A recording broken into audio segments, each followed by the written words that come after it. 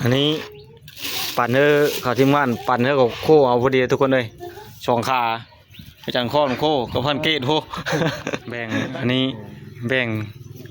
เธอ5 พูดสองขาทุกคนเลยพูดขี่ขานพูดวิมานเลยอาจารย์ข้อนพันเกตประเภทประชอนเพื่อผู้หนึ่งคำสอนพันเกตและประยายเพื่อพันเกตประยายทุกคนเลยมานี่กินข้าวทุกคนเลยข้าวเช้ามากินข้าวเยอะนี่กับทีมงานกินด้วยนะขอบใจต้นเด้อต้มน้ำกาแฟกับทุกคนเลยเอาตะไคร้ชอบดีตอนนึกเด้อตอนนี้ใกล้ชิฮอด12 โมงแล้วหากาผ้ากันโคหมูหากาแล้วทุกคนเลยบ่ทอกเพิ่นหากามาโคเครื่องในนี่เป็นต้มไว้อยู่เดี๋ยววันนี้กินกาแฟแล้วช่วยไปก้านไปหาจับเห็ดมักนาวก่อนบ่ทอกเอาเห็ดมะนาวฮ้องเดี๋ยวมันสิฮ้องอะไรหรือบ่ยันเพิ่นหูฟางนั่นเดี๋ยวต้มกาแฟกินก่อนไปเช้าแจ้งแล้วมื้อนี้นะมื้อเช้ามื้อแต่เช้ามื้อช่วงเนื้อก่อน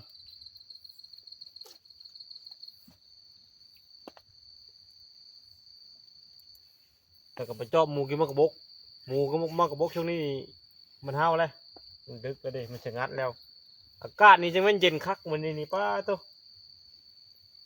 มันเริ่มเย็นแต่เมื่อวานนี้อยู่บ้านนี่ก็เริ่มเย็นเริ่มหนาวเลยมาป้าผัดอากาศหนาวเลยกินอิ่มแล้วนอนพิงไข่แล้วอีแดงกันเลยอันนี้บักดำอันคู่ใจพันกองเพิ่นเลยไปนำผู้เจ้านั่นผู้เจ้าอยู่วันหนึ่งคนมาอยู่วันหนึ่งผู้เจ้าอยู่แต่บ้านมาอยู่แต่ป้าพี่มานี่ดุพวกเราทุกคนเลยจนไม่เยอะมือเครื่องในกะต้มเอากินแล้วกาแฟคอยไปนี่ตั้งแต่ปะทองได้เอาคำเดียวป่ะเอาก่อนป่ะเดี๋ยวค่อยเอาใบเชอร์ก็กระบอกคุณเอาหมูกินพุ่นแหละถ้าลุ้นเบิ่งสิมานหรือบ่พอคือปะทองอันนี้เนาะนี่กระพายคล้องไปน้ำนี่จับเขียวมะนาวนี่เมื่อมา2-3 ชั้นเลยมาชุดนี้แล้วเขียวมะนาวก็ว่าโอเคแล้วคนทางบ้านก็มักได้เขียวมะนาวเลย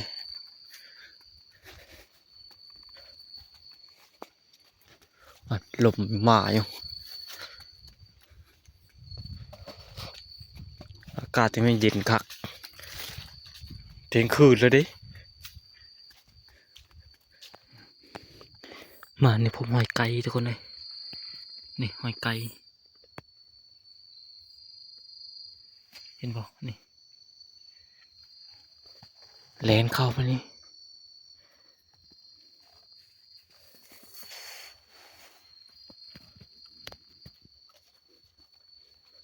มันมักอยู่ป่าชะพันไก่นะ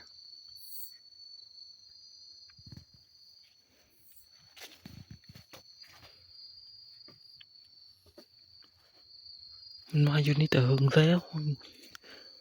หอยมันหมุนอยู่แถวนี้ค่ะ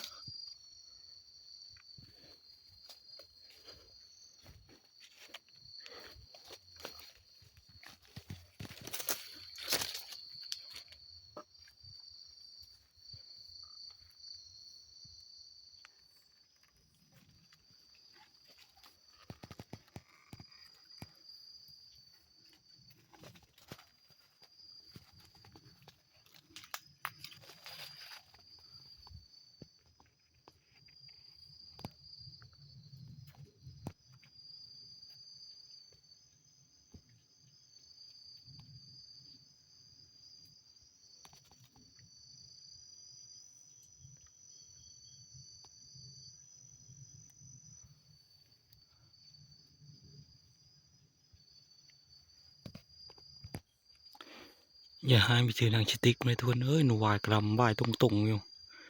มันกินมะกระบกนะมือมันถืออยู่เห็นไหมตัวใหญ่ครับ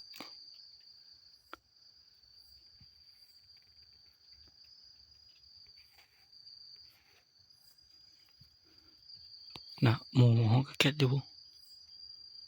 กันมันก็บกเฉยอยู่สองตัวลำบากทั้งหมดเพื่อนมันหาของแซวอยู่ทนานี่โหยทนานี่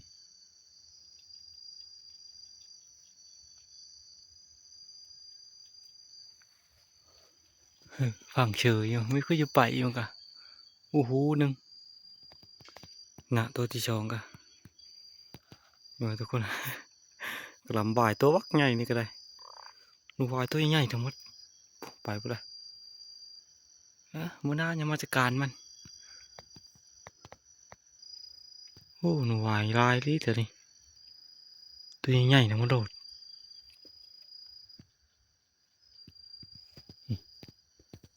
เชือกนี่ก็แก๊สเนี่ยเลาะมาเชนี่หมูรุดขนาดรถนี่หอยมันไม่ไหม้ยังนะดินเป๊ะๆอยู่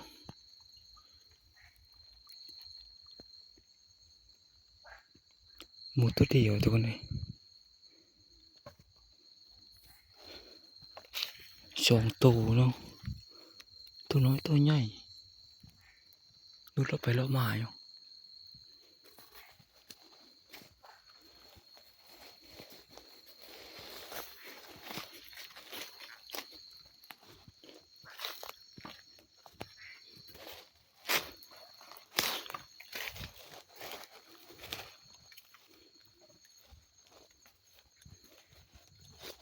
ใหม่ๆทั้งหมดมีพรนะพ่อมันรุดเตาแรงกูเข้ามาเนี่ยพอดีแจ้งเลย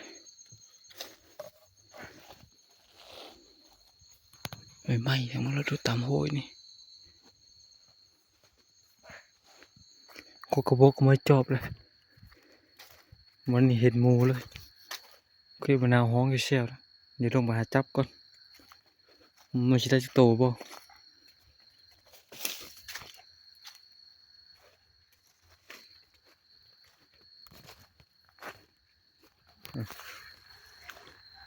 ห้องอยู่เชียวอยู่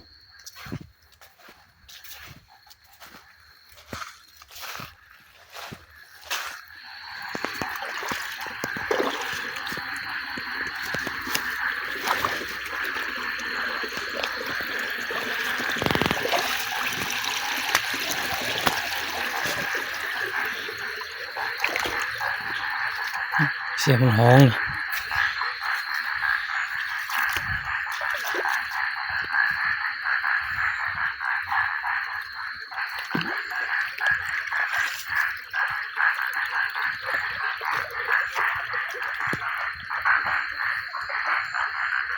มันห้องอยู่บ่หกกู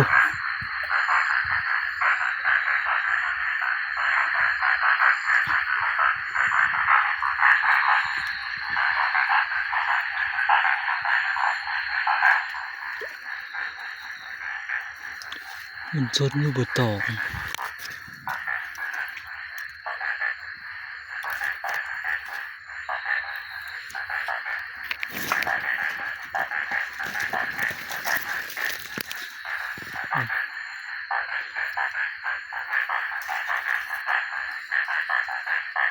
อืม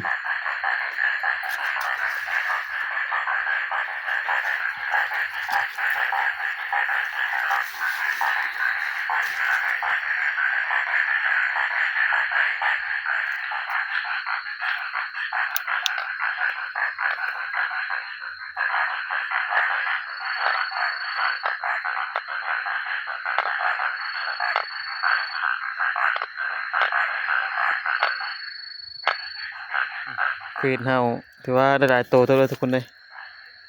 ประมาณ30นี่แหละมันห้องบ่เห็นมันอยู่บ่หกห้องอยู่จึงอยู่นี่เลยจะเลาะไปหาก้านเนื้อต่อนะหาหม้อเก็บหมูกินน้ำกระบอกก่อนเลาะโหยขึ้นตอนนี้ตี 5นะคนจะแจงเลยเดี๋ยวเลาะมือที่พักเลยมือนี่บางทีกลับบ้านเลยจังเลยเจ้าป่องมันแต่แค่ว่านาทุกคนเลยประมาณเช้ากระโตเลยหมูอีกพอยเลยอ้อแล้วก็ได้พ อแต่ว่าท้องมันจะพอแล้วพอเป็นยังเข้มหนามันก็ได้หลายเติบได้เพราะหมูกินมันก็บก3-4โตแล้วเราห้าไปมิจิลีเพิ่นยังคือเก่าแต่เพิ่นมือบ่อนก่อนเลยมาคนบ่อนเลยไหนเด้พระเอกก็เลยมาเลยคุกขมูลดังไพ่อยู่ สามใจ เห็นเลย สามใจคือเก่า พอยละ พอยละเอาไปได้เงี้ยเห็ดมัน กินมันกระบกวะ มันก็บก คือค่อยพอแน่ เป็นมะนาว ไอ้แค่มะนาววะ ยังเอาเท็ดดังไฟอยู่นี่ คือมะนาวโอ้ได้หลายเติบได้ที่ได้กระบุกข่ายฮะมันมีครบบ่ หน้ากามเลย ได้หลายเติบทุกคนเลยประมาณอยู่50เลยเนาะขากมือก็ทุกคนเลยโอ้ยหนาวแห้งสามโตอยู่ต่อไฟอย่างนี้เลยไฟกับลูกคักขนาดบัดนี้ทุกคนเลยหนาวดิมันไม่หนาวมันเย็นกิ้วเลยมันไม่ลมหนาวแห้งกว่านี้กันลมมานะนี่มันมีลมเพื่อนมะนาวกำลังเริ่มต้นมื้อนี้แหละหอมกแปลกๆแหละเลาะห้องอยู่โหยละต้มอยู่บ่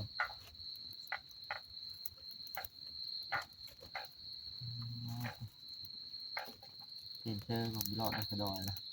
เฮ็ดบ่ เอ็ดแต่ไม่มีนี่เนาะหนาวไปดิ เอาได้แล้วพี่รับทุกคนเลยดาวก็ดาวเอาชิลุกคักขนาดเราโอ้ยแจงองป้องคือเก้ามาป่าเลยเธอไม่รับไม่นอนไปเลยเอาสบายดีตอนเช้าๆนี่ทุกคนเลยตอนเช้านี่ก็โยโอ้แต่ถอยไปได้หนาวแห้งนอนได้เพิ่ง30 นาทีโชคบุกละก็เพียงว่าจะแจงอยู่จะเราแห้งเลยนอนเลย นะสายอู้ขาด หนาวโน่มูแรงดิเพิ่มหนาวห้องคักแล้วแรงมืออื่นเนี่ยกับแรงมือเนี่ยเรียกว่าปัดเนื้อทุกคนเลยปัดเนื้อแล้วก็กลับบ้านนะบนท้องบนปัดข้างในอยู่นี่ต้นน้ำกินกาแฟก่อนมาดอกินกาแฟกินตลอดนี่กิน เป็นร้อย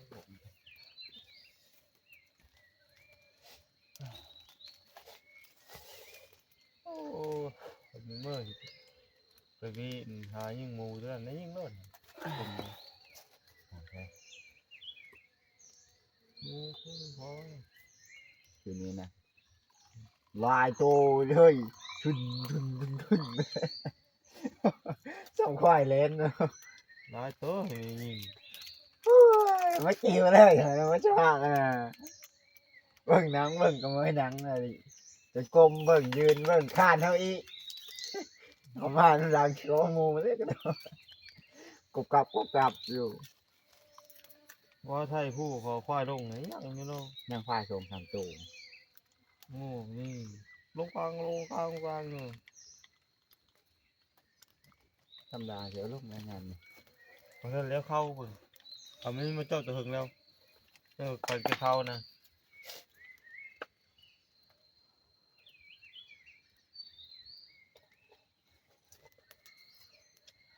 ใช่เฉพาะวันนี้กินน้ำร้อนเลยเจ็บคอเนี่ย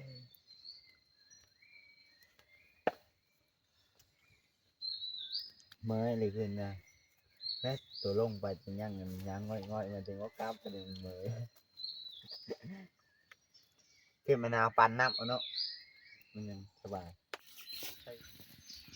นี่ปั่นขึ้นมานาวบ่ เล็กโต ก็ได้พูดเศร้า แน่ผู้ชาวล่ะชื่อเอาชาวโตให้มันชาวพันธุ์มวนก็มีกว่า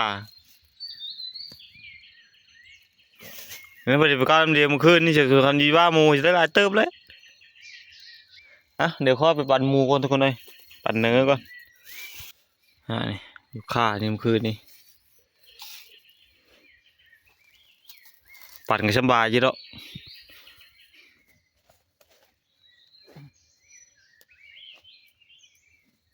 จุงหรือบ่โอ้หาโตมัน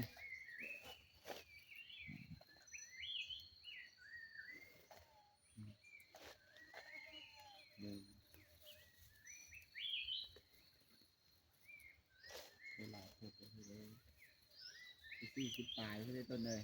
หืม 40 ปลาย 50ไม่ได้ ผักเมื่อสิบผู้ ได้เจ้าได้พวก50ไม่ได้เบิ่ง เอาเนาะอันดีนี่กัน เหยาะเก็บมะนาวเอากระปาตัวนึงเอาดูนตู่เอาอยู่กระปาไม่ผ่านกระปาหน้าถึงกระปาล่ะไม่ผ่านขยะกระปา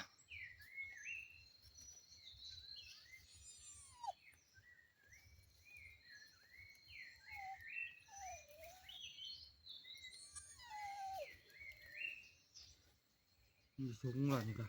ลุงอ่ะแล้วก้อนนี้จะเอาก็เอามาแต่พวกกระแจง ขึ้นให้นี่ เกิดมันนี่แล้ว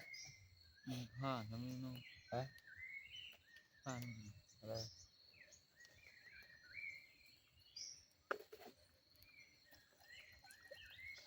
ก็เรื่องหายาวพี่หรอ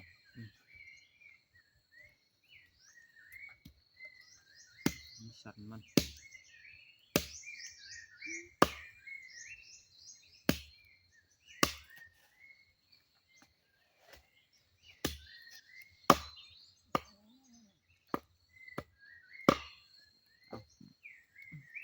นี่นะ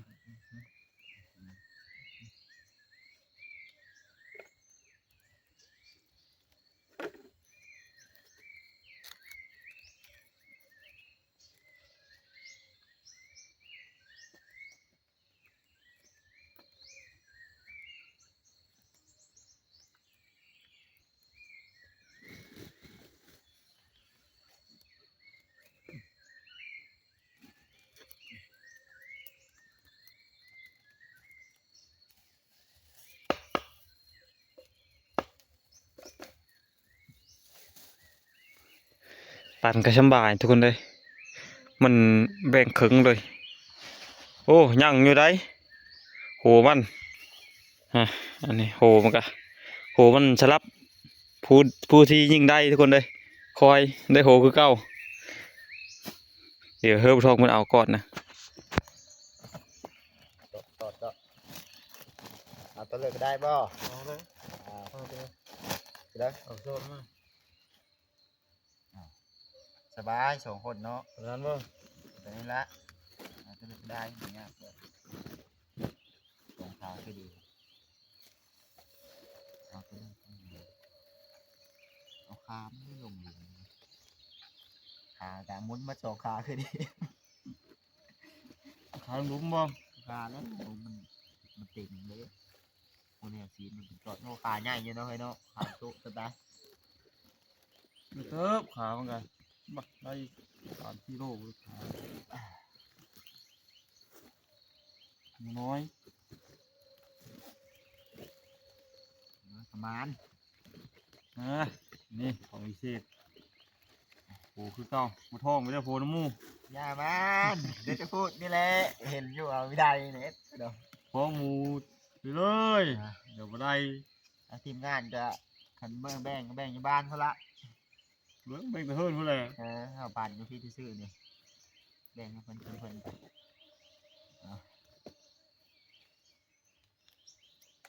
เอ๊ะได้หางไว้ละมานี่แหละเถอะนะ ปั๊บเซฟ ก่อนนี้หูกหาง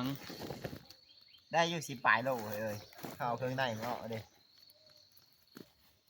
เพิ่งทราบเขาเรียก ปั่นนั้นเนื้อปั่นเพื่อกะแล้วเลย โอ้ยตำดี น้องมาเกิดแล้วมั้งล่ะ เรียบร้อยบัด ไปเชื่อเราส่งตัวแล้วเมื่อก่อนละ มึงบ่นี่ ฮะ แถวดงนี่เบิ่ง เข้าไปเชิงละ เข้าไปเชิง จนเลิกกิน ไม่มีเมื่อมาพวกนี้ ไปเดินทางก็ทุกคนเลยนะตะเวนกะซอยได้เติบได้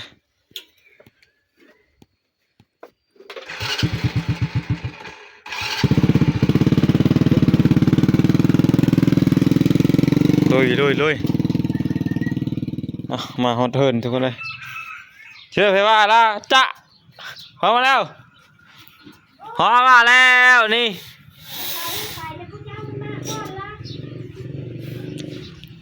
อีหอมาแล้วยิ้มงามเขาอีบ้องแน่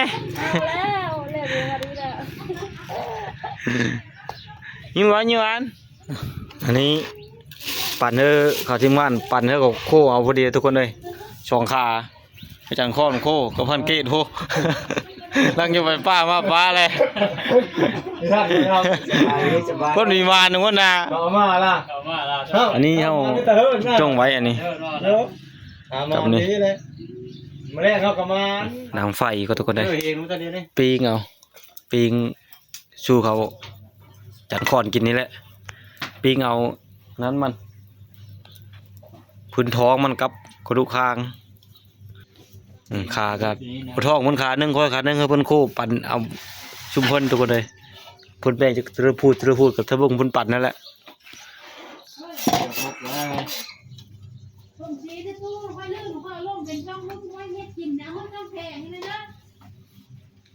ผมชี้ไม่แท้หึงพูดเลย แต่หึงมันยั่งอยู่ โยกินนี่มันจะมาปั่นเนี่ยได้จ้ะ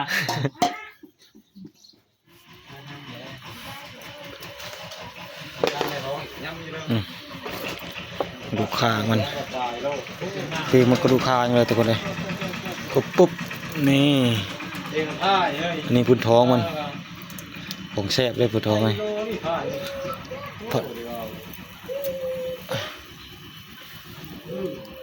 อันนี้เฮ้ยห้าวนมมันก็อยู่นี่ได้นี่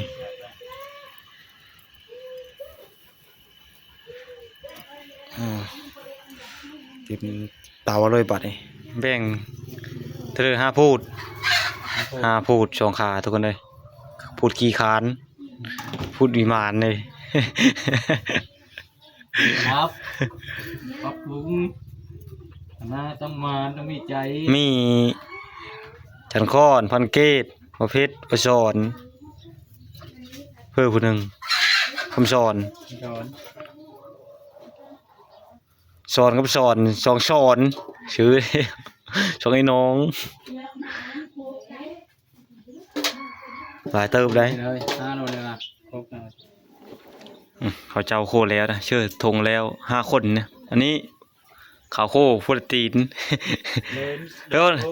พันเกตและปลาใหญ่พันเกตปลาใหญ่ทุกคนเลย เข้าได้ก็ได้ได้อยู่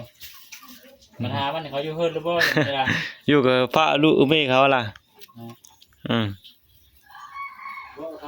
ก็ได้ เนยมันก็ แม่ แล้วนั่นมากินข้าวเลยนี่ปีกอยู่มันจะสวัดเอาชุกนะนี่นี่จะเป็นพื้นท้องของพันเกตพื้นมักเลยนี่ ของโคตรด้านไหน ห้าวนมมัน ก็ดูข้าวนี่ก็แซ่บเลยเอ้ย ลองไปทำน้ำมันน้ำรีเป๊ะเราจะได้ มานี่กินข้าวทุกคนเลยข้าวเช้ามากินข้าวเยินนี่กับทีมงาน กินเบอร์น่ะขอบใจตอนต้นเด้อกินข้าวบ้าง ย่างแล้ว มา ตื่นมาก็ช่วยท้องมาเลยวันนี้นอนละกะมื้อแห้งไอ้พนอนวัน30 นาทีแล้วนอนนะกะนึงมาไว้ปลุกแล้วลุกแจ้งแล้วเรา5 โมงครึ่งแล้วมานอนนะกะเชียงรายไปทางเลยเอาเข้า แล้วจะมุ่ง จะงานของเขา อันนี้ชิโนมันทุกคนเลยเป็น3 ชั้นแบบนี้นะโอ้คักแล้วนี่ มือข้าวก่อนยังไงมันได้ลาย กินก้อนเท่ากันมาท้องให้มากินน้ำเนาะ ก็มือ เกิดมันเด้ ข้าววิ่งนะ กระหล่ำห่อเด้วางเป็นหนาวนี่